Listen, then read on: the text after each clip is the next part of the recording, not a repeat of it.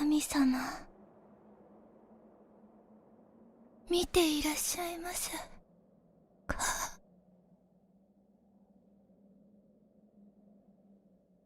父ちゃんや母ちゃん、じいちゃん、弟や妹は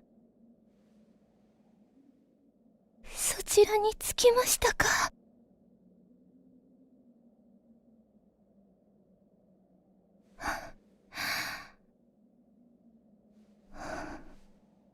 やっぱり私のことはお召しにならないのですね。そうよね。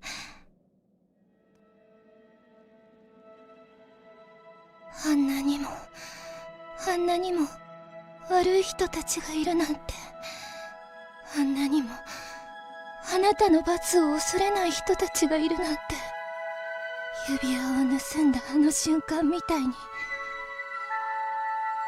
私は今ドキドキしてるの。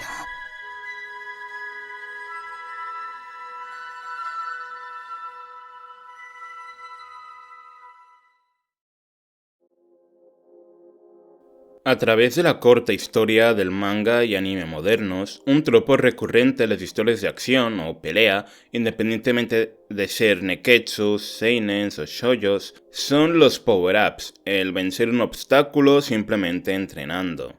Esto, al menos en un inicio, más lejos de los obvios mensajes de superación que transmiten, pueden llegar a tener incluso lecturas culturales y religiosas, pues es frecuente ver como dichos power-ups no se dan tan solo por entrenar duro, sino que hay un proceso mental, una ascensión, por así decirlo, o una especie de ritual.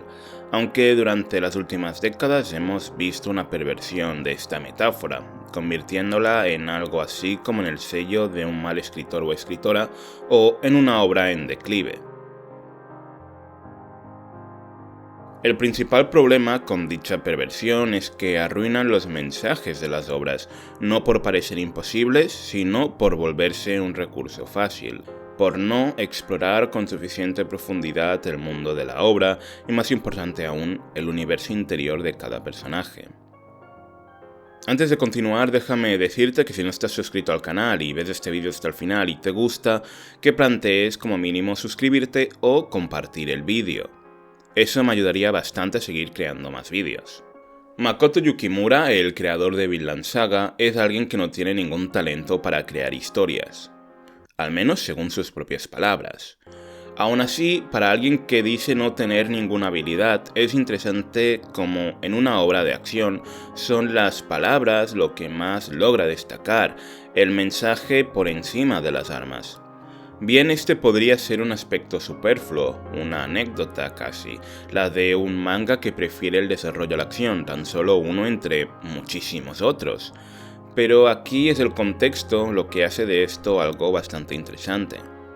Se sabe que Makoto Yukimura, antes de iniciar con Vinland, viajó a Europa y a otras partes del mundo para recoger información, para tener los detalles y el imaginario que plasmar en su obra, y es más que obvio que hay bastantes lecturas judeocristianas en la obra, así como de la cultura nórdica y demás, por lo cual también me atrevo a pensar que o bien se informó sobre dicha religión o culturas o ya le eran familiares de antemano.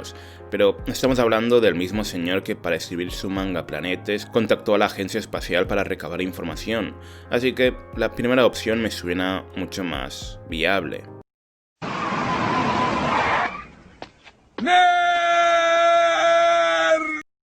Lo que quiero decir con esto es que uno de los aspectos, de entre muchas otras cosas que hacen interesantes a Vinland Saga y su mensaje, es el realismo que hay. Obviamente no creo que el personaje real de Thorfinn en la vida real hubiera empezado a batallar a los 12 años y a ser un guerrero temido. Pero aún así es todo el contexto, la realidad que plasma la obra, lo que hace del mensaje algo bastante potente. Es frecuente ver cómo las historias de acción ambientadas en el pasado se tiende a recrear a sociedades bárbaras e incivilizadas. Se tiende a mostrar una imagen algo banal de las cosas. Las cosas son o blancas o negras, o el pueblo era marginado o el pueblo era feliz tal y como debía. Pero lo interesante aquí es que Vinland Saga desde el primer momento busca otro camino, trata de explorar el pasado desde un prisma reflexivo. Te habla de la importancia que tiene la paz, pero al mismo tiempo que condena la guerra, también lo acaba mostrando como algo que en cierta medida llega a ser necesario para conseguir dicha paz, utilizando como punto de partida a un pueblo que históricamente se ha representado como el de unos bárbaros que no sabían hacer nada más que batallar. ¿Qué tenían dichas personas más allá de su ambición por perecer en combate? Desde los primeros capítulos se emplea la figura retórica, o en este caso una metáfora, mejor dicho, representada a través de la esclavitud. Esta, en Vinland, sirve para mostrar cómo los humanos estamos atados a las cosas. Estamos encadenados cuando creemos incluso ser libres y que cuando más buscamos un objetivo, más nos atamos. Nos volvemos prisioneros de nosotros mismos. Tal y como Askeladd dijo, es gracioso ver al esclavista azotando a su esclava mientras se le reclama que él es su dueño cuando este no es nada más que un esclavo del oro del que tanto presume y sin el cual no sería nada. おじき、そんなに金が好きか。嫌いな奴がおるか？金はいい。見てるだけで気持ちが明るうなる。ん？これ、ホルザランド、何しとる？見てみろ。ひでえざまだぜ、ありゃ。いい加減、奴隷の自覚を持たんか。金の奴隷が無知持って、金で買った奴隷に主人面してやがんの。自覚がないだけなのさ。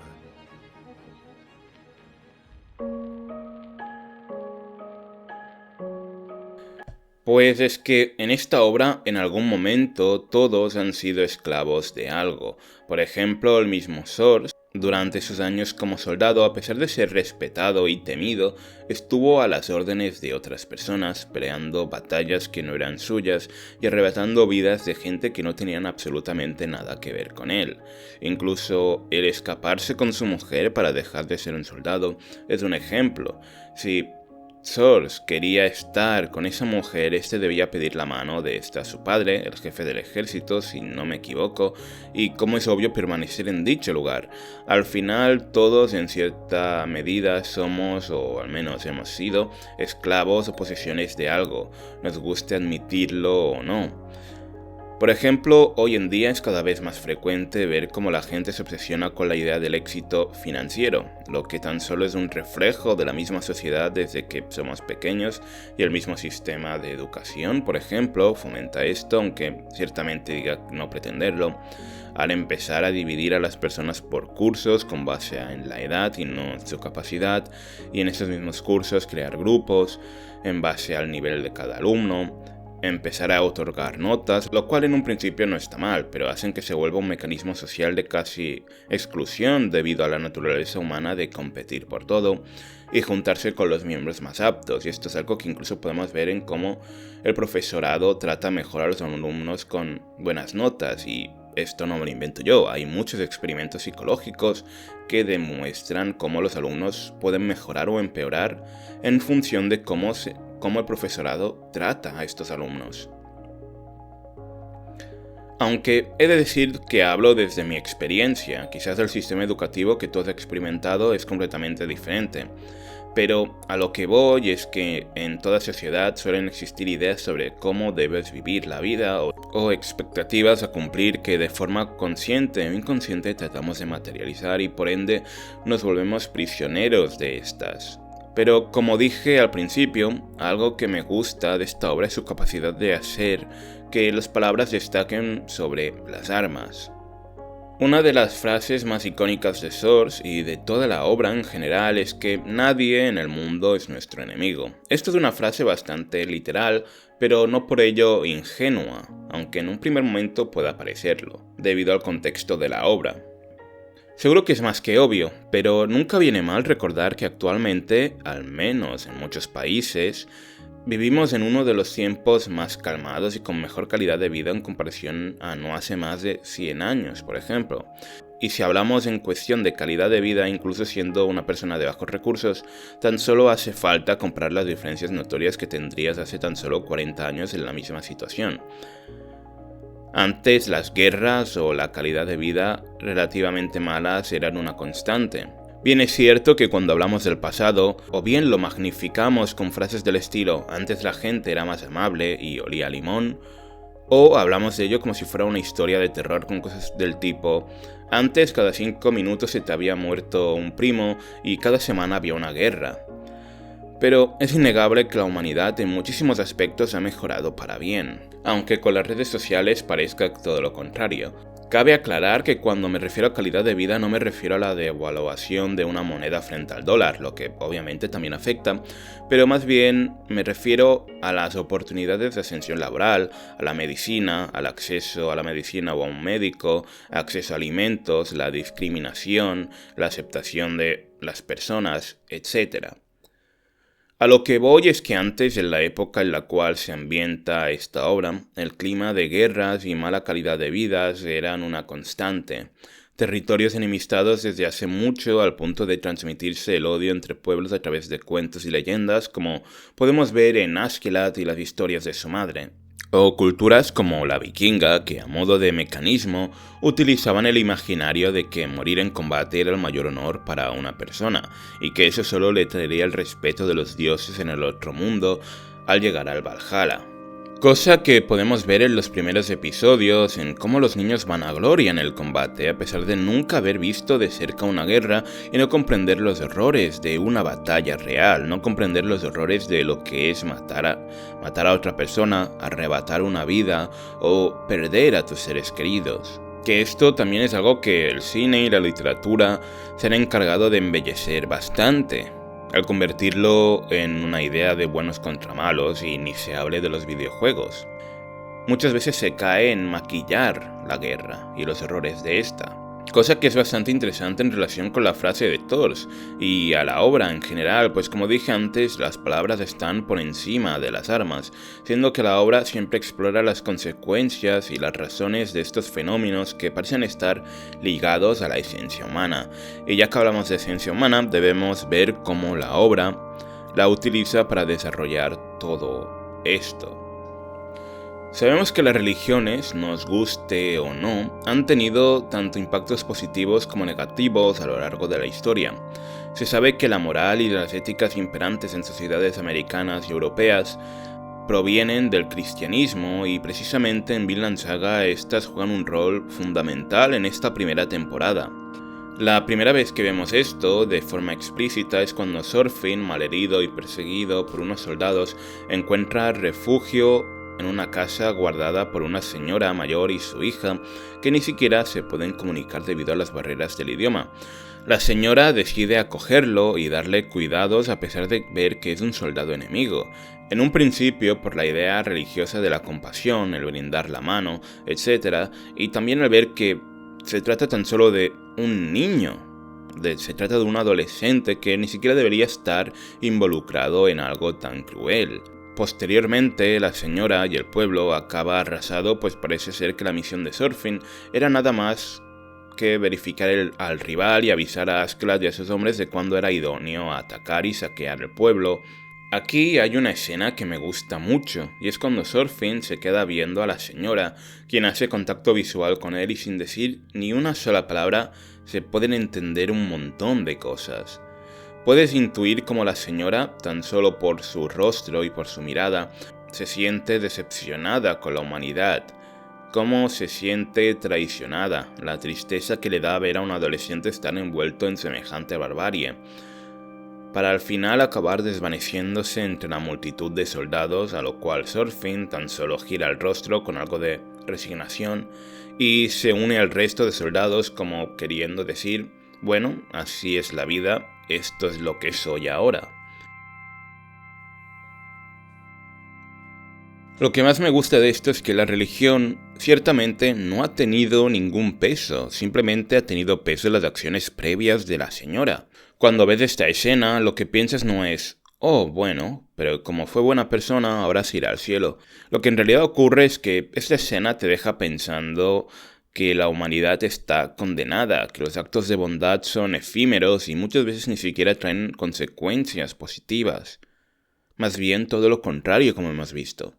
Que quizás, como se explora muchas veces en la obra, la humanidad sí necesita de las guerras, sí necesita de enemistarse para poder sobrevivir. Y sinceramente esto me parece un mensaje muy bueno, porque muchas obras tan solo balancean el mensaje con que no, la guerra está mal y ya, y yo no digo que la guerra no esté mal, pero me gusta que se plantee incluso la idea de que a veces es necesario defenderse, a veces es necesario mancharse las manos por mucho de que en realidad nadie quiera hacerlo.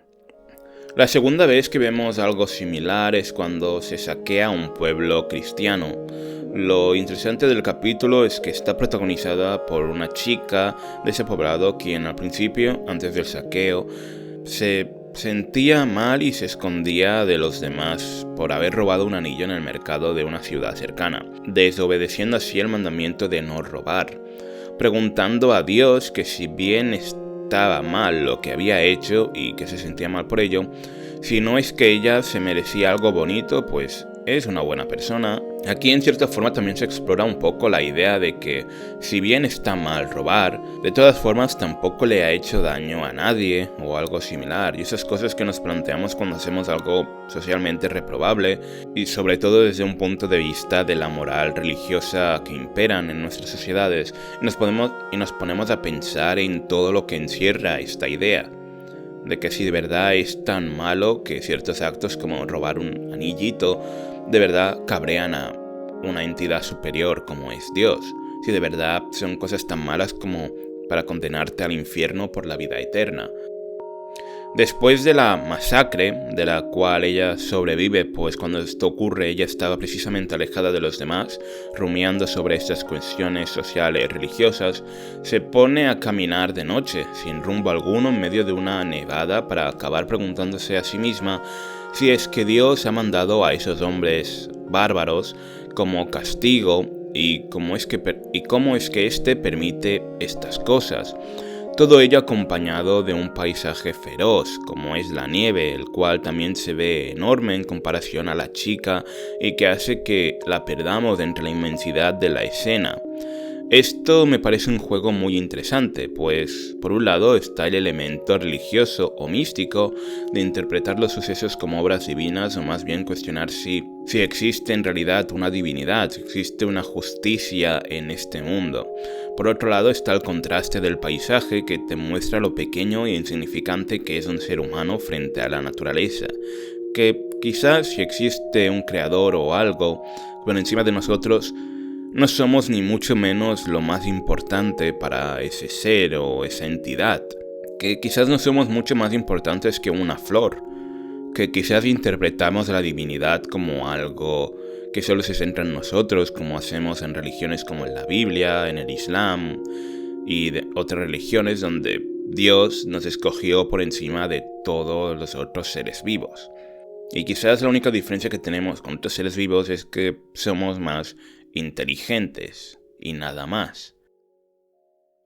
Pero como sea, el mejor ejemplo de todo esto es sin ninguna duda Canute, quien tuvo una catarsis algo forzada, pero como dijo el monje, fue un milagro, y como nos dice el manual del buen escritor, los milagros no son guionazos. Canute es la imagen del cristianismo por excelencia en esta obra. Se nos muestra como algo débil e inocente, como algo que no tiene cabida en un mundo y en una época tan despiadadas. Por un lado, Canute es perteneciente a la realeza, alguien educado y alguien con apariencia gentil e incluso femenina. Es decir, no tiene una apariencia ruda, no tiene apariencia de guerrero que se dedica a quitar vidas. Tiene la apariencia de alguien bondadoso y empático, características que históricamente se han asociado a la mujer y a Cristo, que luego podemos discutir si queréis estas ideas tanto en historia, psicología, biología o religión, pero este no es el punto.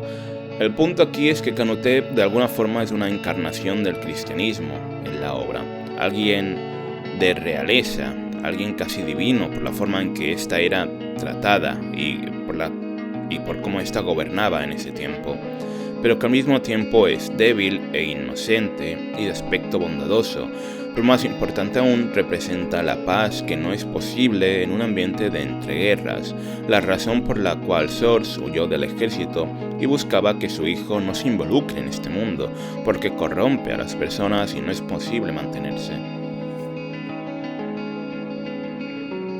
Canute es otro de los muchos creyentes incapaces de mantenerse por sí solos y que interpretan toda situación como obra divina, como cuando los hombres de Askeladd le salvan la vida y este se pone a rezar, tal y como cuando un doctor tiene éxito en una operación de vida o muerte y los pacientes le dan las gracias a Dios y no al cirujano o a la cirujana de turno.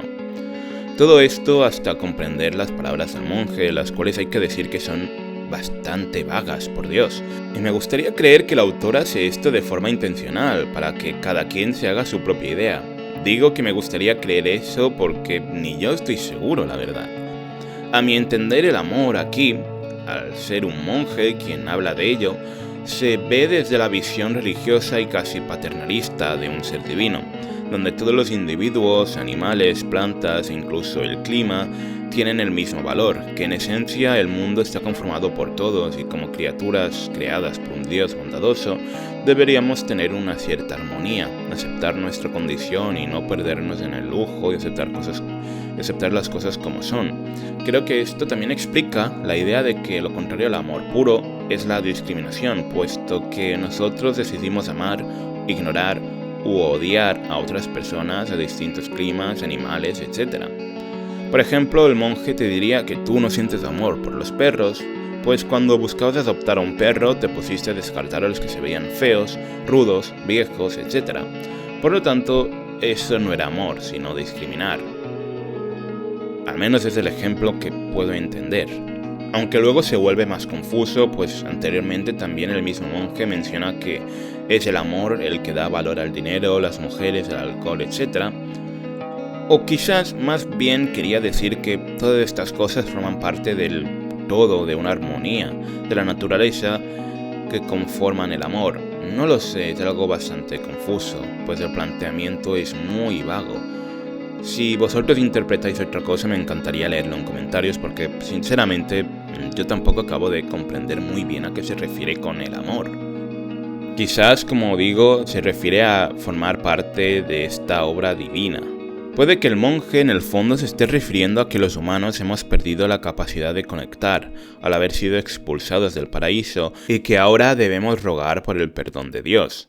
Por lo cual Canute, debido a las implicaciones que esto supone, con cuestiones como el libre albedrío y demás cosas, decide crear su propio paraíso, pues está claro que Dios, al haberlos abandonado, ya no impartirá ningún tipo de justicia. Luego tenemos el tema de la venganza y la obsesión por un objetivo. Thorfinn y Askeladd en realidad son dos gotas de agua muy parecidas. A lo largo de la serie de esta primera temporada, a menudo nos preguntamos por qué Askeladd acepta a Thorfinn, por qué si sabe que este lo quiere matar, lo sigue cuidando y de forma indirecta incluso se convierte en un mentor para él. Al principio pensamos que se debe al enorme respeto que le causó la figura de Sors, pero como descubrimos posteriormente, la historia de Askeladd es similar a la de Thorfinn, quien tuvo que crecer con el asesino de su madre, estando solo en el mundo, cegado por el odio, el rencor y rodeado de gente por la cual no siente mucho aprecio.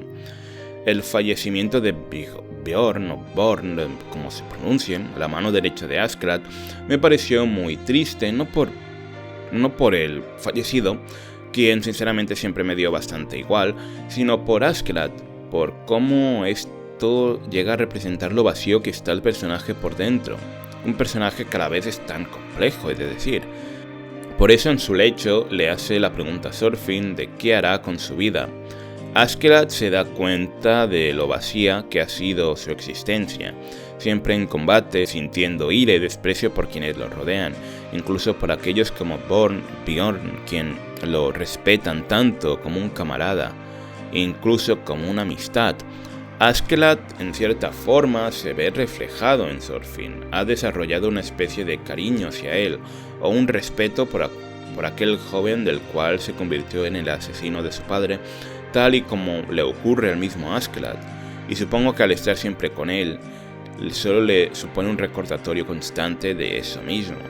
De incluso con toda la gente a la que habrá matado, cuántos más niños o niñas o mujeres o hermanos, familiares, amigos, habrá que por culpa de Askeladd matando a gente deliberadamente, habrán vivido la misma historia que ha vivido Askeladd de vivir en la venganza constantemente.